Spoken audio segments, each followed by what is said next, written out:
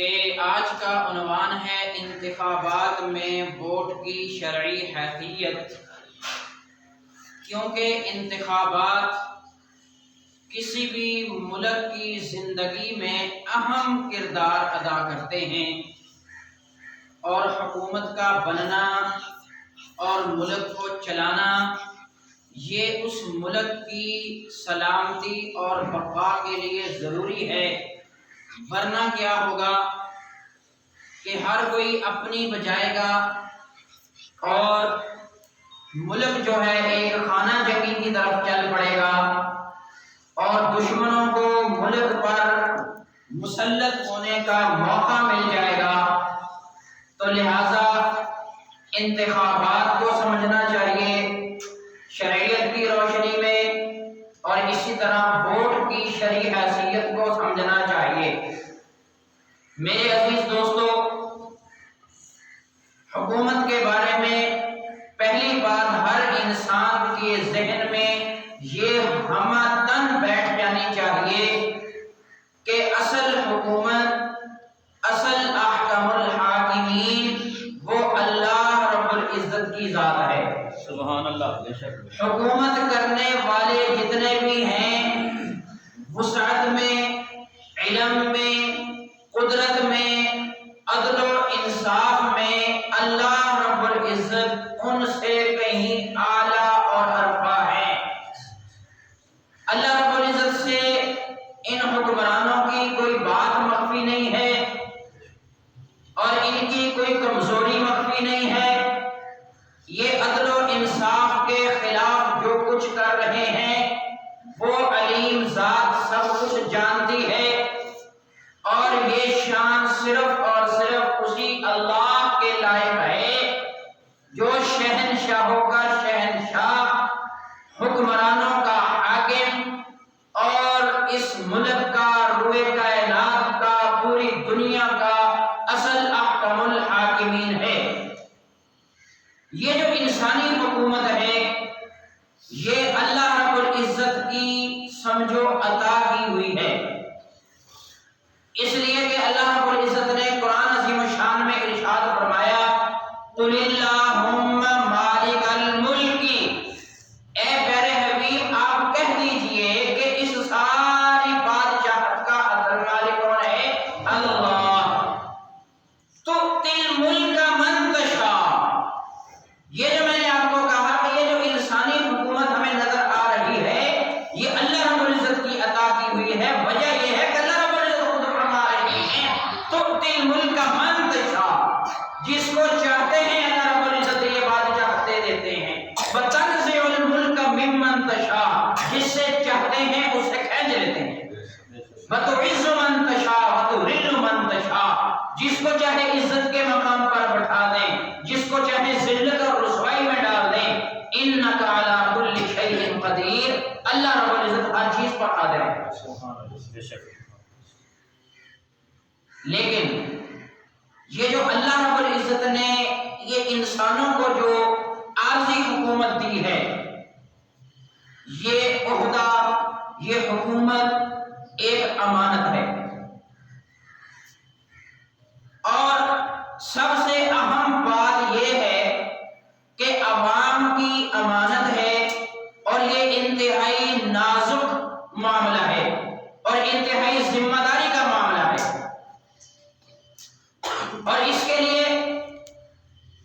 ایسے شخص کو منتخب ہونا چاہیے یا منتخب کرنا چاہیے جو اس کا اہل بھی ہو، اس لیے کہ یہ جو معاملات کو سنبھالنا یہ ایک قوی شخص کا کام ہے، ایک حفاظت کرنے والے شخص کا کام ہے، اور ایک ان معاملات کو سمجھنے والے کا کام ہے۔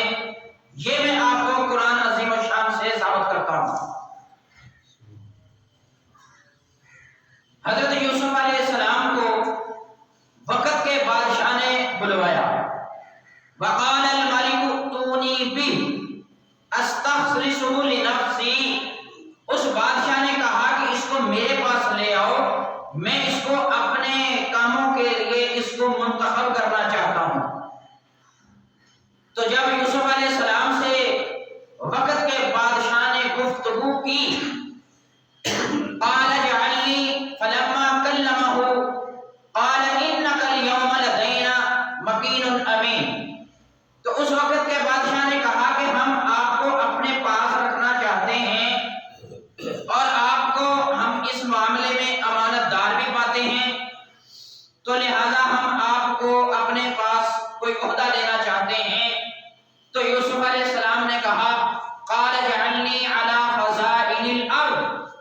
وقت کے بادشاہ سے کہا کہ آپ یہ زمین کے اور یہ حکومت کے جو خزانے ہیں ان کو میرے حوالے کر دو. انی حفیظ علیم، کہ میں ان معاملات کی حفاظت بھی کروں گا اور میں ان معاملات کو چلانے کے بارے میں علم بھی رکھتا ہوں. تو اس سے ہمیں کیا سبق ملا ہے؟ ہمیں معلوم ہوا کہ یہ امور اور مملکت اور یہ معاملات کو چلانا یوسف علیہ السلام نے قبیضن کا لفظ بھی استعمال کیا تھا کہ یہ ایک طاقتور شخص کا کام ہے، ایک حفاظت کرنے والے شخص کا کام ہے اور ان معاملات کے بارے میں علیم بھی ہو، ان کو جاننے والا بھی ہو. اس لیے کہ ایک دفعہ سیدنا ابو ذر رضی اللہ تعالی عنہ نے سرکار دو عالم صلی اللہ علیہ وسلم سے عرض کیا کہ آپ مجھے کسی علاقے کا گورنر نہیں بناتے، اس کی کیا وجہ ہے؟ سرکار دو عالم صلی اللہ علیہ وسلم نے حضرت ابو ذر رضی اللہ تعالی عنہ کے کندھے کو تھپتھپایا اور ان سے کہا انک ضعیف، کہ آپ اس بارے میں کمزور ہو. انہا امانت، یہ کسی بھی علاقے کا آپ کو ذمہ داری دینا یہ ایک امانت کا کام ہے. انہا یوم القیامت خزی و ندامت، اور یہ عہدہ، یہ ساری چیزیں، ذمہ داری قیامت کے دن رسوائی اور ندامت کا باعث بن جائے گی.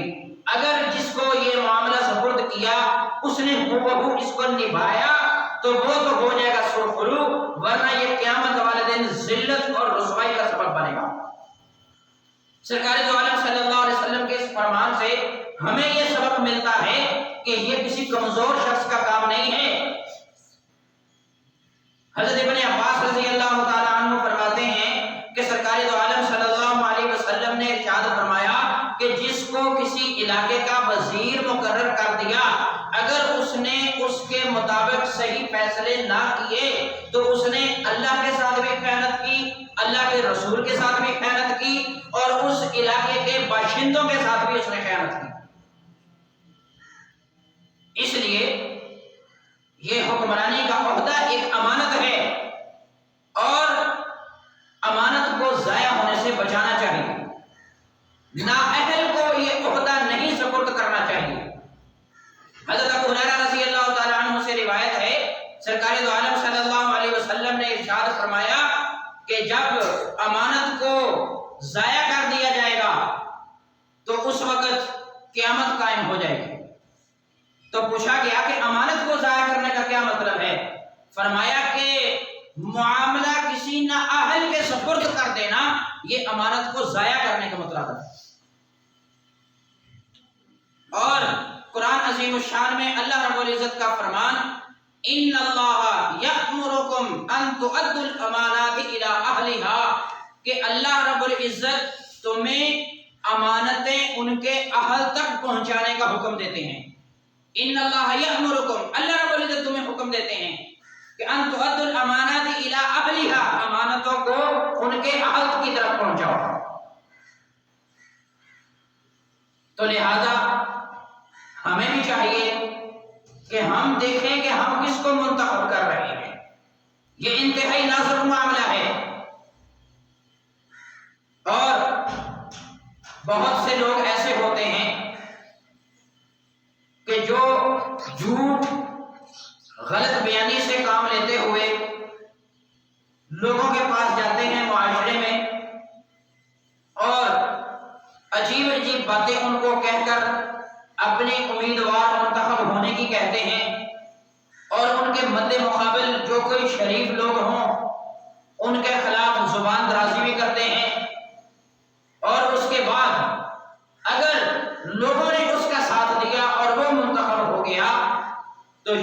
سمجھیے کہ آپ نے ایک نااہل کے معاملہ سپرد کرنے میں اس کی معاونت کی ہے، اور اس میں آپ برابر کے شریک ہیں اور برابر کے گناہگار ہیں۔ لہذا میں آپ کے سامنے ووٹ کی شرعی حیثیت رکھنا چاہتا ہوں تاکہ یہ آنے والے کچھ دنوں میں جو انتخابات ہو رہے ہیں ہر انسان تک یہ بات پہنچ جائے کہ میرے ووٹ کی کیا قدر و قیمت ہے اور اس کے بارے میں مجھ سے کیا پوچھ گچھ ہونی ہے۔ ووٹ کی شکل میں جو انتخابات کا طریقہ رائے ہے، اس ووٹ کی کئی حیثیتیں ہیں۔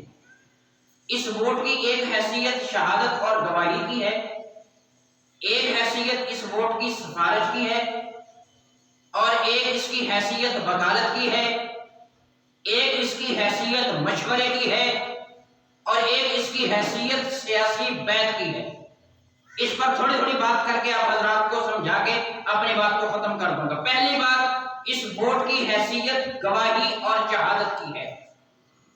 جس طرح غلط گواہی دینا گناہ ہے، بات کو سمجھیے، جس طرح غلط گواہی دینا گناہ ہے، ایسے گواہی کو چھپانا بھی گناہ اور جرم ہے۔ اللہ رب العزت نے قرآن عظیم الشان میں فرمایا وَلَا تَكْتُمُوا الشَّهَادَةَ، تم گواہی کو نہ چھپاؤ، وَمَن يَكْتُمْهَا فَإِنَّهُ آثِمٌ قَلْبُهُ، جس نے اس گواہی کو چھپایا اس کا دل نے گناہ کیا، اس کا دل گناہگار ہوا۔ اور دوسری جگہ پر اللہ رب العزت نے فرمایا اقیموا الشہادۃ للہ، اس گواہی کو قائم کرو، ذالکم یوعظ بہ، اللہ رب العزت تمہیں اس بات کی نصیحت کرتے ہیں۔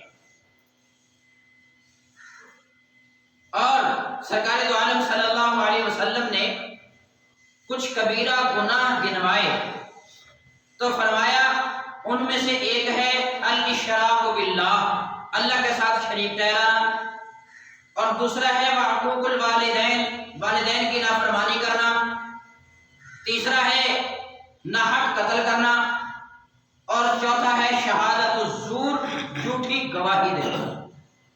اس جھوٹی گواہی کو کبیرہ گناہوں میں ذکر کیا ہے، اور ہمارا ووٹ ایک گواہی ہے، ایک شہادت ہے۔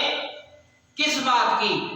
کہ میں اپنے ووٹ کے ذریعے یہ گواہی دینا چاہتا ہوں کہ میں جس شخص کو ووٹ دے رہا ہوں یہ اس منصب کا اہل ہے، یہ عہدہ اچھے انداز سے سنبھال سکے گا، یہ جتنے بھی دوسرے امیدوار ہیں ان میں سے یہ سب سے زیادہ لائق ہے اس عہدے کے، اس منصب کے۔ یہ تم گواہی دے رہے ہو، یہ میں اور آپ، ہمیں یہ بات معلوم ہو گئی کہ ہمارے ووٹ سے منتخب ہونے والا نمائندہ اگر ہم نے درست منتخب کیا تو جہاں یہ ہمارے لیے باعث اجر ہے، اگر ہمارے ووٹ سے غلط منتخب ہوگا تو یہ ہمارے لیے باعث عذاب بھی ہو سکتا ہے۔ اور بعض کہتے ہیں کہ ہم ووٹ کسی کو بھی نہیں دیتے، تو یہ ووٹ کو روکنا یہ گواہی کو روکنے کے مترادف ہے، اور قرآن عظیم الشان کہہ رہا ہے کہ تم گواہی کو روکو نہیں، گواہی کو چھپاؤ نہیں۔ اور دوسری اس ووٹ کی حیثیت ہے سفارش کی، کہ میں اس بات کی سفارش کرتا ہوں کہ یہ شخص دیانتدار ہے، یہ امانت دار ہے۔ اور قرآن عظیم الشان کہہ رہا ہے وَمَن يَشْفَعْ شَفَاعَةً حَسَنَةً، جس نے اچھائی کی سفارش کی یَكُن لَهُ نَصِیبٌ مِنْهَا، اس کو اس کے برابر اجر ملے گا۔ وَمَن يَشْفَعْ شَفَاعَةً سَیِّئَةً، جس نے برائی کی سفارش کی وَمَن يَكُن لَهُ كِفْلٌ مِنْهَا، اس کو بھی اس کے برابر جو ہے گناہ ملے گا۔ اس لیے ہم یہ سوچ کر ووٹ ڈالیں کہ میں کس کی سفارش کر رہا ہوں۔ اور تیسری حیثیت ووٹ کی ہے وکالت کی، کہ میں اس شخص کو اجتماعی معاملات کا وکیل بناتا ہوں اپنے ووٹ کے ذریعے، کہ یہ ان معاملات کو سنبھال سکے گا، یہ اس ذمہ داری کو احسن انداز سے جو ہے پورا کر سکے گا۔ تو کسی بھی معاملے میں کسی کو وکیل بنانا، اس کے بارے میں بھی تم سے پوچھ ہوگی کہ تم نے اجتماعی معاملے میں کس کو سپورٹ کیا تھا۔ اور ووٹ کی ایک حیثیت مشورے کی بھی ہے۔ وہ کیسے کہ موجودہ امیر مملکت یا کوئی عارضی یا کوئی عبوری یا کوئی نگران حکومت جو بھی اس وقت موجود ہے، وہ تم سے تمہارے ووٹ کے ذریعے مشورہ طلب کر رہا ہے کہ تم اس مملکت کو چلانے کے لیے کس کے بارے میں مشورہ دو گے۔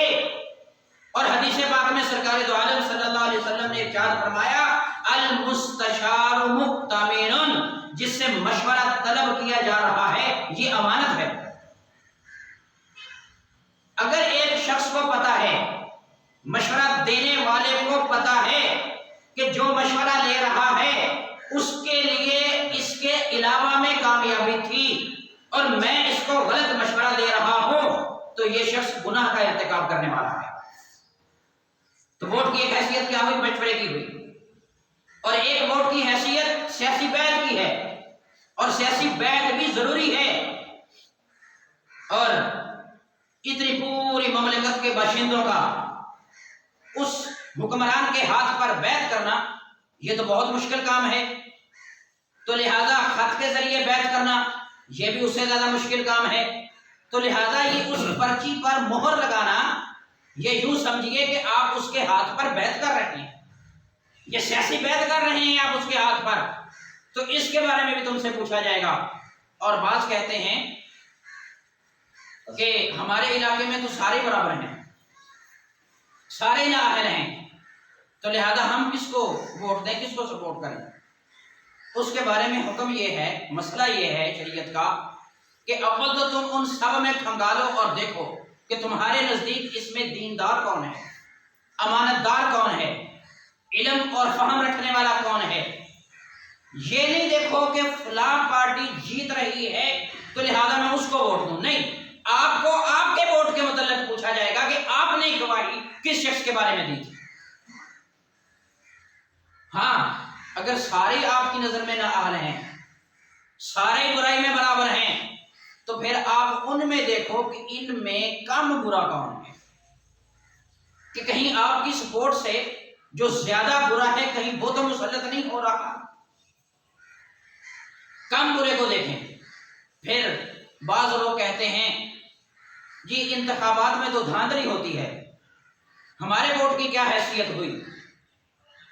تو میرے عزیز دوستو، یہ جو دھاندلی ہے، اول تو اس کو تم خود اپنی ووٹ اور اپنی ذات کے حوالے سے تمہارے پاس کوئی ثبوت نہیں ہے، تم ایک تو سنی سنائی بات کر رہے ہو، اور دوسرا یہ جو دھاندلی ہو رہی ہے یہ ایک ذمہ دار لوگوں کا، اچھے اخلاق والے لوگوں کا اور اچھے کردار والے لوگوں کا اس سیاست سے پیچھے ہٹنے کا انجام ہے۔ آج لوگ کہتے ہیں نا کہ یہ سیاست کا دین کے ساتھ کیا تعلق ہے؟ بھئی جب یہ دیندار اس کو چھوڑ دیں گے تو یہ تو بروں کے ہاتھوں میں چلی جائے گی۔ ہاں، ان کو بروں کے ہاتھوں سے کھینچنے کی اپنی بساط کے مطابق کوشش تو کرنی چاہیے۔ پھر اس کے بعد آپ نے اپنا ووٹ دے دیا ہے، واقعتاً دھاندلی ہوئی ہے، تو آپ سے آپ کے ووٹ کے متعلق پوچھا جائے گا، دھاندلی کے متعلق نہیں پوچھا جائے گا۔ وہ جو دھاندلی کر رہے ہیں وہ ان کا فعل ہے، اس کے جواب دہ وہ ہیں، ان کے بارے میں پوچھ گچھ ان سے ہوگی۔ آپ سے تو صرف اور صرف آپ کے ووٹ کے متعلق پوچھ ہوگی کہ آپ نے گواہی دی تھی تو کیسے شخص کے بارے میں دی تھی۔ اس لیے 8 فروری کو ہونے والے انتخابات، ووٹ کی شرعی حیثیت میں نے آپ حضرات کے سامنے رکھ دی ہے، آپ اس میں خود غور و خوض کر کے پھر اپنی گواہی کو کسی کے لیے منتخب کیجئے اور پھر اللہ رب العزت پر اس کو چھوڑ دیجیے۔ بعض حضرات کیا کرتے ہیں، کہتے ہیں جی دعائیں کریں۔ بہت سے لوگ کیا کرتے ہیں کہ انتخابات والے دن ووٹ ڈالنے نہیں جاتے، کہتے ہیں جی بس دعائیں کریں، ذکر اذکار کریں، اللہ رب العزت پر چھوڑ دیں، اور پھر جب نتائج بد سامنے آتے ہیں تو پھر کہتے ہیں کہ یہ عوام ہی ایسی تھی، عوام کے کرتوت ہی ایسے تھے، عوام کے اعمال ہی ایسے تھے، اس لیے ایسا حکمران ان پر مسلط ہوا ہے۔ اور بھائی یہ بات کی بات ہے، ذکر اذکار سے انکار نہیں ہے، اللہ رب العزت کی طرف سے مدد کا انکار نہیں ہے، لیکن یہ ساری چیزیں کا ایک مقام اور ایک جگہ ہے۔ اس سے پہلے کرنے کا کیا کام ہے؟ اس سے پہلے اسباب اختیار کرنے کا کام ہے۔ یہ تو ایسے ہی ہے کوئی شخص کہے کہ اللہ رب العزت رازق ذات ہے، اللہ رب العزت تو ہر جاندار کو رزق دیں گے، تو لہذا میں ہاتھ باندھ کر بیٹھ جاؤں، کیا اس کے منہ میں وہ نوالا پہنچ جائے گا؟ نہیں، اسباب اختیار کرنا بندے کا کام ہے، رزق دینا اللہ رب العزت کی ذات کا کام ہے۔ ایسے ہی دعائیں، ذکر اذکار اس کی اپنی جگہ ہے، لیکن تم نے اس حکمران کو منتخب کرنے کے لیے کیا اپنا سبب اختیار کیا تھا؟ یہ تو ایسے ہی ہے کہ جیسے وہ کہے کہ اولاد دینے والی تو اللہ کی ذات ہے، اللہ ہی ہر جاندار کو پیدا کرنے والے ہیں، لہذا نہ وہ شادی کرے، نہ حق زوجیت عطا کرے، اور نہ کوئی اسباب اختیار کرے، نہ نکاح کرے، اور پھر وہ اولاد کا جو ہے وہ مطلوب ہو کر بیٹھ جائے۔ اس لیے ووٹ بھی دینا ہے، روکنا بھی نہیں ہے، چھپانا بھی نہیں ہے، دھاندلی کا ڈر بھی نہیں رکھنا ہے، اور اپنی گواہی کو صحیح استعمال کرنا ہے۔ اللہ رب العزت عمل کی توفیق عطا فرمائے۔